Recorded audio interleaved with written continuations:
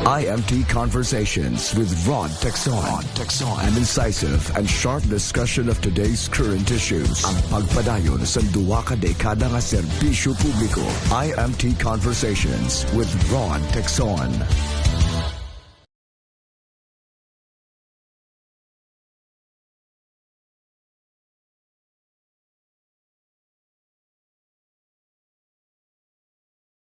This year, kaupod naton ang isa ka famous Ilonggo and FAMAS awardee. No?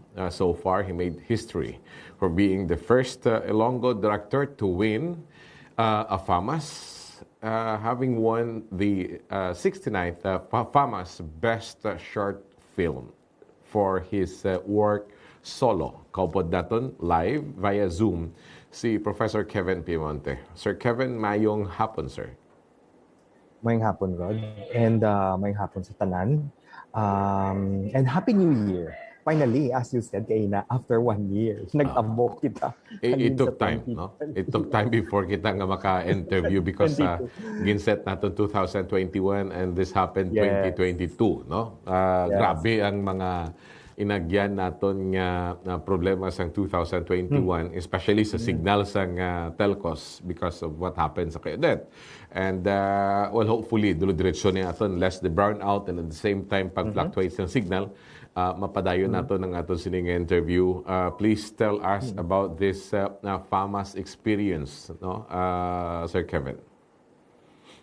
FAMAS experience, it's hindi siya mapatihan. I think common sa aton tanan or na-experience siya naman naton sa una man siguro nga maglangulango kita bala. Sa mga barkada naton tama na inarte kay pang-FAMAS ka na. Tama. I mean like syempre kung diri sa Iloilo kag I mean like diri sa region amo na natin pananaw ang FAMAS do tama na niya kalayo. And at the same time gina-lecture ko man siya sa akon nga klase sa film sa UP Visayas nga it's the longest running na award giving na what do you call this film na academy in the Philippines. So yun. And syempre sino mo pinsar na maka-intra pa kita dira niya. So pag pagtawag sa akon sang FAMAS na gina-consider nila nga i-nominate ang solo, ang pangadi ko lang gidya nga kabay pa manominate. Okay, hambal ko. At least kung manominate, makahambal na ta nga at least naka-level na naton kaday Ati Guy, kaday Ati B. Mga ganon. Peki Galiaga. Peki Galiaga. Lino Broca. Oh my God. Yes, Ishmael Bernal. Yes. So, kumbaga, ining mga tao nga, nga we used to look up to and we've always looked up to mga tao, yung mga idols naton. Yung ganon. And then, at the same time, amo na gani, nga kung kita diya sa region, amo na yung panglantaw nato sila, yung mga higante na nato sila ya. Kasi, ara nato sila sa Manila, kumbaga. So yun. So for me, I mean, it's completely unbelievable nga natabo ni. But at the same time, mapamatud-an man also nga kaya man gali sa isa ka region, sa isa ka regional filmmaker nga malabot ang amo ina nga prestige, nga prestigious nga award. So for me, so ako gina-share ko gini sa tanan ng mga regional filmmakers, sa tanan ng mga Ilonggos, na kumbaga magsinadya kita tanan kay this is perhaps once in a lifetime award. Agree, because when you say FAMAS, the highest and the most respected film award giving body, no? Diri sa aton sa Pilipinas. Daw ang pag-intindi ko Oscars sa US, no? And this time amo niya aton nga Oscars FAMAS diya sa aton sa Pilipinas. Of course, we mentioned it, the names of Lino Broca, Ismael Bernal, sino pa, iban pa nga mga Peki Galiaga and all the big names sa industry. And then masulod na subong ang pangalan niya Kevin Piemonte. Now, of course, naintindihan natin nga ang honor and of course at the same time ang pride bala nga FAMAS awardee ikaw, best short film, hindi lang nga best in cinematography or best cinematographer ang pagkilala sa imo or ginkilala ka lang abing daw sa minor category lang, no? Iniya best short film. Now the question is, what's with that film? What is with that film? Can we call it an X factor or something entirely different from all other short films sa pang obra, regional films sa pang obra, nga ang na-recognize siya sa pinakamataas nga award-giving body sa industry as the best short film for the 69th FAMAS Awards? Actually, si Julie Prescott na head sang aton na Information Publication Office nga very good friend of mine.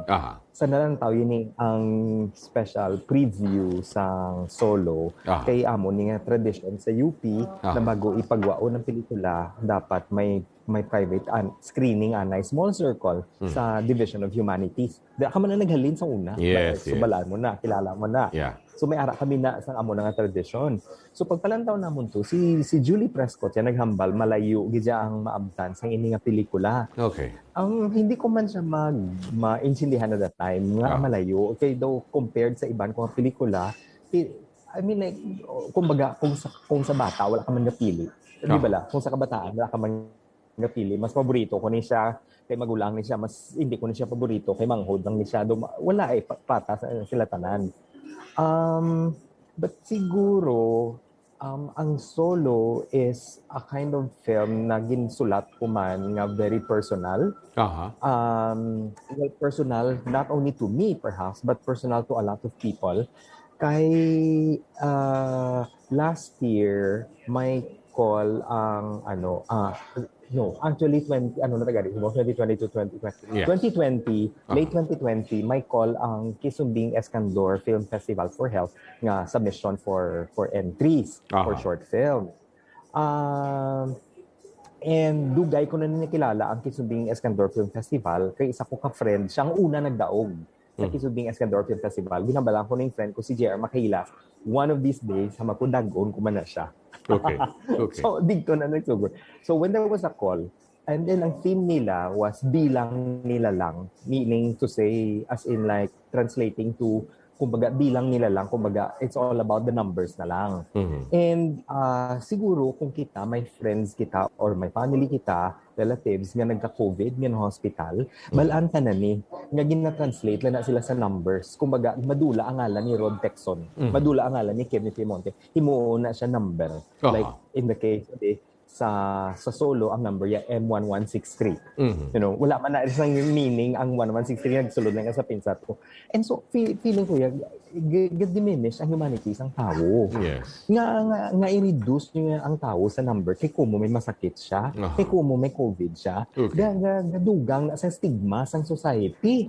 Kung baga, ano nga i-hide ng niya identity, ano na siya, how mahigko, ano nga, you know, Rod, amo na bala ang feeling ko. So, at that time, I felt so strongly na I need to write something and I need to make a film about this.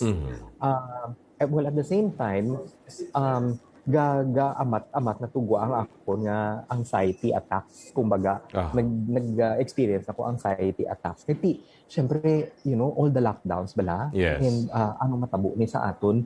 At first, kagang ako nga very good friend na filmmaker man, co-filmmaker ko si Kenneth De La Cruz, who's the editor ng Solo, nakagwa pa kami at the pandemic. Napangawat kami sa mga dalaro. Nakobra pa kami duwa ka films. Nga nagdaogman. You know? And because we thought that that's our way to survive, but eventually, hindi. Ut-uton ka man yapon sang nagakatabo sa sosyedad naton. Sang pandemic, sang lockdown, sa muni. So, nagka-anxiety na ako. And so I thought I will put these two elements into the film.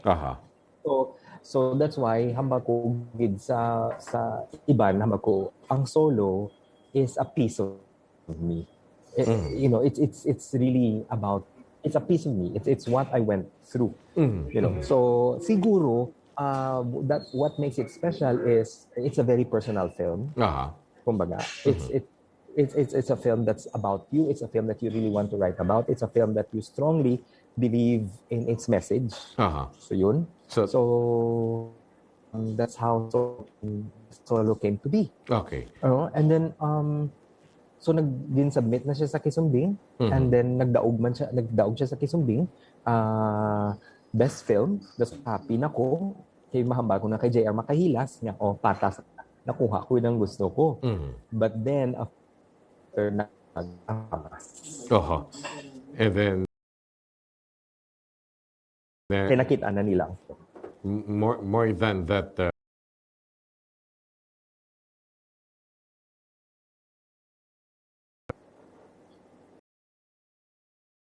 igo as ang COVID, and then naging label ka na lang as a number.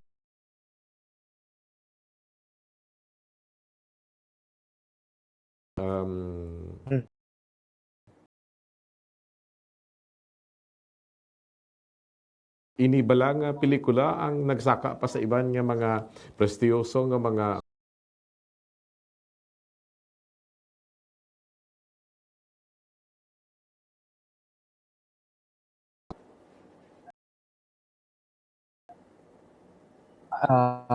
palihog.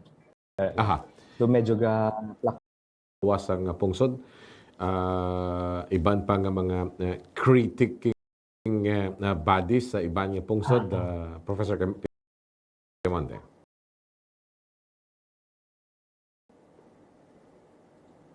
Gin-submit na mo ni siya sa Singapore International Short Film Festival. Kang nagdaog man siya dito. Kag ang amon nga aktor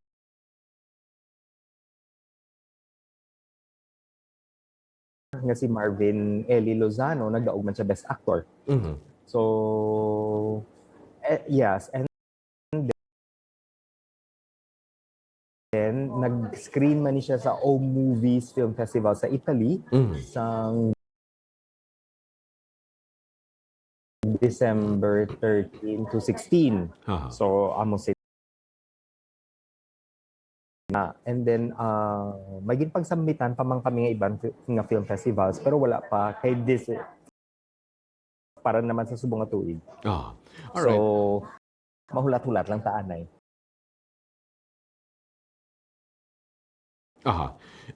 Finally, Professor Piemonte, may we know, having won this FAMAS award, no? Of course, iba na kay si Kevin Piemonte ka, and you've been there for quite a time na sa local film industry. Ano ang mensahe nga gusto mo ipalabot sa iban pa nga mga nami ang potensyal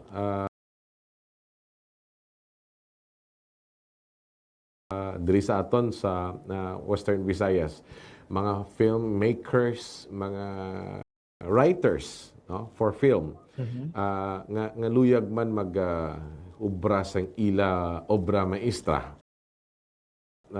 Kinahanglan gid bala nga lagson ang FAMAS standard, or is there any personal advice that you want to share para sa aton nga mga aspiring movie film writers and mga mahilig sa filmography? Hindi man natin necessarily nga lagso ng FAMAS standards. Like, masing kami wala man namon nilagas ang FAMAS standards. But it's more like, believe in yourself. Amo ginaiya. As in, like, dapat may passion kagid sa ginaubra mo. And then, ang ako niya always is, lantaw ka mo pelikula as much as you can. Basa ka mo as much as you can. So, yun. And also, collaborate with other people. Kaya kasi ang pag-ubra sa pelikula, it's about working with a team you know? And find a good team to work with, you know, people nga nag-share sang same na perspectives, ang outlook sa inyo. That's how it is. But yeah, as in like, just have the passion and believe in what you're doing. Wala man namo niya ginandom ang FAMAS. Mo Diyos ko, Lord. Wala, never. Kapani pa gani, kaladlaw gani. Kay ang ako niya gani, si Ate B lang ako niya, kag si Ate Guy, si Sharon. Nagsugpon pa ang nanay ko, ay, hindi kulang na. Kami anak pag si Charito Solis, kag si Luita Rodriguez, sama ko, mahama ko, Diyos ko, mga lola ko na niya. You're getting older, if that's the case. But anyway, I like that. No? Sa ginambal mo nga, just believe in yourself. Because the more kon ka isa nga ginalagas mo ang isa ka award, let the award reach for you and not reach for that award. Parang mapadayon mo ang craft, Katie. The more nga ginalagas mo award, the more ikaw nga ma-frustrate. Because of course, hindi man na sila nga kay ginalagas mo, ikaw na dayon ang madaog, Sir Kevin. Yeah. Yes, that's true. As in like, even sa sa award ceremony sa FAMAS, if kung malantaw nyo, ang iba niya nagdaog, they said that they had to wait for 17 years, they had to wait for 40 years to get a FAMAS. Yes. Sino yung ganun? Ang solo maswerte. Kasi one time lang na-nominate, first time na-nominate, kita, nagdaogid kita dayon. So, I think, yes, and I think it's saying a lot for us Ilonggos as well. Nga, Bato, Iloilo, kaya tani. All right. With this note, Professor Kevin Piemonte, thank you so much for this opportunity and time nga ginatag mo sa aton. Hopefully, during sa pag-abot diri sang FAMAS and to turn over the trophy, mangin ma-inform mo kita kag yes, definitely we'll let you know. Matagaaman naton sang panahon ang pagbaton mo mismo sang award because this is really historic, no? Gamay pa ko batian ko ng FAMAS and then ma-associate mo sa dalagko nga mga pangalan. Magulang, may bilang FAMAS ang magulang, may bilang FAMAS sa akon tanan siguro kalabanan sa aton. And then gulpi lang ang maestro mo sa college is a FAMAS awardee. So makita ta ka mangayo gid ko pabor nga pwede ta ka mo iyatan. Ay, pwede ta ka makuhit. Amala na gani sa una may Smallville days kita, di ba? Yes. All right. Professor Kevin Piemonte, thank you so much for joining us. Madamo nga salamat, Ross. Ang director and ang creator mismo kag ang nagsulat sang pelikulang Solo, ang short film ginominate sa FAMAS for the first time and was judged, ginkilala ini as the best short film for the 69th FAMAS Awards. So, when you say nga FAMAS daw, kaparehas ni Oscars, hindi ni siya, basta lang nga kung sikat ang imo ding artista, daog ka, no? So, may mga specific categories and at the same time, specific parameters ang paghatag sang sining awards sa imo. And siling tagani kay na, when you say FAMAS, the big names in the local film industry, nagaangot dira. And now there's an Ilonggo in that award, and in the name of Kevin Piemonte. My name is Rod Texan, and this is IMT Conversations on IMT News. IMT Conversations with Rod Texan. An incisive and sharp discussion of today's current issues. Ang pagpadayon sa duwa ka dekada nga serbisyo publiko. IMT Conversations with Rod Texan.